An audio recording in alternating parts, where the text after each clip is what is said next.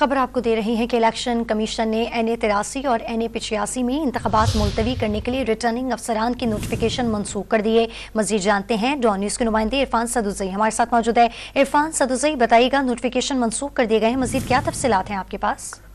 دیکھیے، یہ سرگودا کے حلقے NA83 اور NA85 میں ایک آزاد امیدوار تھے صادق علی، ان کی وفات کے اوپر یہ معاملہ ہوا اور وہاں پہ جو سرٹیفکیٹ جمع کروائے گئے کہ امیدوار کی ڈیتھ ہو گئی ہے، لہٰذا انتخابات منسوخ کیے جائیں، تو ریٹرننگ افسران نے یہ وہاں سے یہ نوٹس جاری کیا تھا کہ اس حلقے میں یہ امیدوار فوت ہوا ہے، لہٰذا انتخابات ملتوی کیے جاتے ہیں۔ لیکن محسن شاہنواز رانجھا نے وہاں پہ دعویٰ کیا تھا کہ جس امیدوار کا ڈیتھ سرٹیفکیٹ جاری کیا گیا ہے 15 جنوری کا، اس کی جو ڈیتھ ہوئی ہے وہ جنوری کو ہوئی اور اس کی تدفین 3 تاریخ کو ہوئی ہے۔ اس کے بعد چیف الیکشن کمشنر نے معاملے کا نوٹس لیا تھا اور آج انہیں بلایا تھا اور یہاں پہ مسلم لیگ نون کے جو امیدوار تھے، جو درخواست گزار تھے، وہ بھی پیش ہوئے اور انہوں نے حقائق الیکشن کمیشن کے سامنے رکھے، اور جس کے بعد الیکشن کمیشن نے